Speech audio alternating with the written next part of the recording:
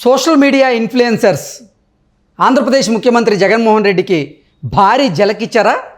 Social media influencers ఇచ్చినటువంటి జలక్కి జగన్మోహన్ రెడ్డి జంకుతున్నాడా అంటే అవుననే సమాధానం ఇస్తున్నారు కొంతమంది రాజకీయ విశ్లేషకులు. ఇక ఇదే అంశానికి సంబంధించి మనతో మాట్లాడేందుకు ప్రముఖ సినీ రాజకీయ విశ్లేషకులు, ఇక ఇదే అంశానికి సంబంధించి మనతో మాట్లాడేందుకు ప్రముఖ సినీ క్రిటిక్ దాసరి విజ్ఞాన్ మనతో ఉన్నారు. ఆయనతో మాట్లాడదాం. విజ్ఞాన్ గారు హాయ్ అండి. హాయ్. ప్రముఖ సోషల్ మీడియా ఇన్ఫ్లుయెన్సర్స్ అందరూ జగన్మోహన్ రెడ్డికి భారీ జలక్కిచ్చారు. వైఎస్ఆర్సీపీని ప్రమోట్ చేయండి అంటూ కొంతమంది ఇన్ఫ్లుయెన్సర్స్కి ఆ పార్టీకి సంబంధించినటువంటి ఒక విభాగం సోషల్ మీడియాకి సంబంధించి పెయిడ్ ప్రమోషన్స్ చేయండి అంటూ కూడా ధనాన్ని ఇచ్చింది. వీళ్ళు కూడా పెయిడ్ ప్రమోషన్స్ చేసే దిశగా అడుగులు వేశారు. కానీ వాళ్ళ ఇన్ఫ్లుయెన్సర్స్ అంటే వాళ్ళ ఫాలోవర్స్ నుంచి వచ్చేటువంటి మెసేజ్లు చూసి వీళ్ళందరూ భయపడి కూడా వెనక్కి తగ్గుతున్నారు. మేము అసలు మీకు సపోర్ట్ చేయం అంటూ కూడా జగన్మోహన్ రెడ్డికి కరాఖండిగా ఆ టీంకి కూడా తెలియజేశారు ఇన్ఫ్లుయెన్సర్స్ అనేది ఇప్పుడు సోషల్ మీడియాలో ఒక వార్త ట్రెండ్ అవుతూ వస్తుంది. ఏంటి, దాన్ని ఎలా చూడొచ్చు? First of all social media influencers గురించి మాట్లాడుకుందాం.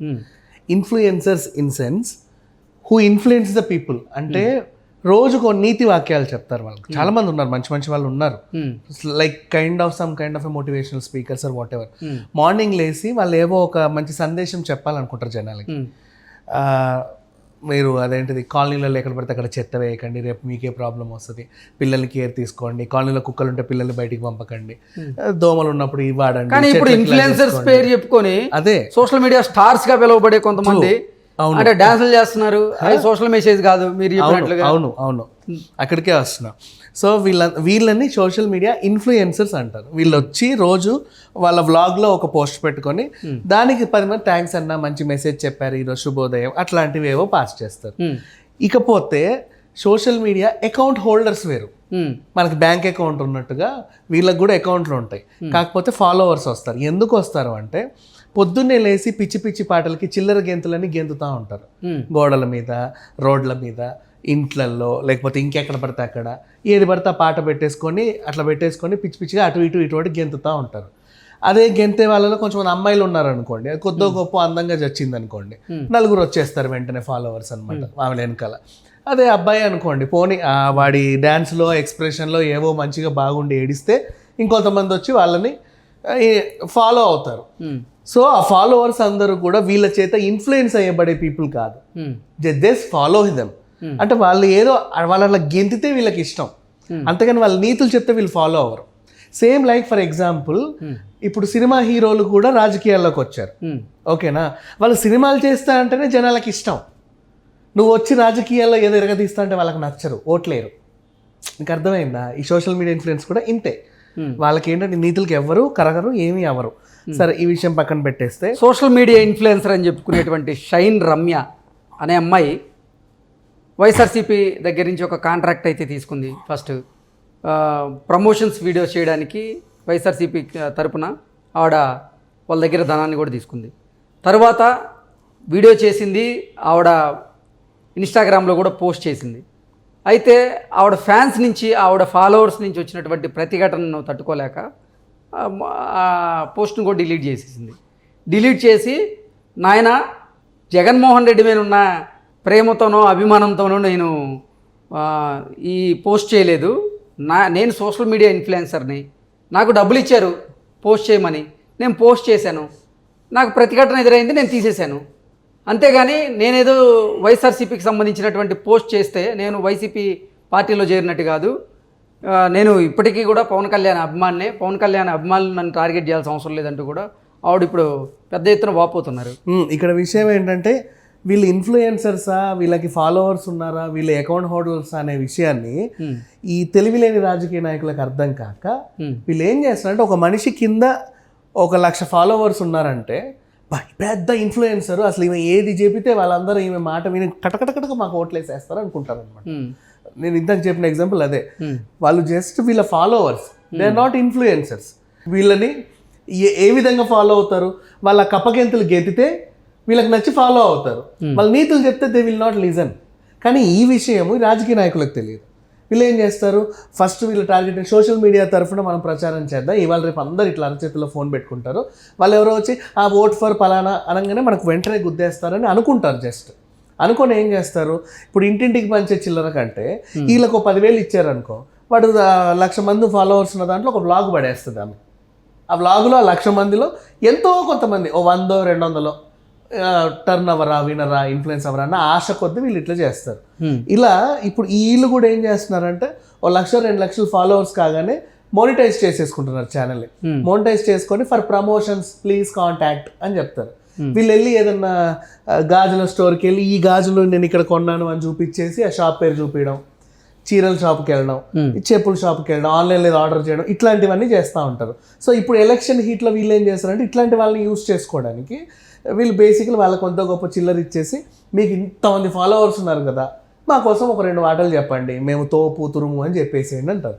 వీళ్ళు కూడా చిల్లర పుచ్చుకున్న పాపానికి ఆ ఓట్ ఫర్ పలానా మనిషి, ఆయన చాలా సూపరు, ఆయన ఎక్సలెంట్, అసలు ఇట్లాంటి రాజకీయ నాయకుడు మనకి ఇంకా మీదట పుట్టాడు అని చెప్పేస్తారు. కాకపోతే కర్మగాలి ఇప్పుడు ఈ పిల్ల విషయం ఏంటంటే, ఈమె వ్యక్తిగతంగా ఆ అకౌంట్లో ఉన్న ఫాలోవర్స్ని చూసి ఈమెకు చిల్లర వచ్చాయి. కానీ ఆ ఫాలోవర్స్ అందరూ ఎందుకు వచ్చారు అంటే ఈమె వ్యక్తిగతంగా పవన్ కళ్యాణ్ అభిమాని.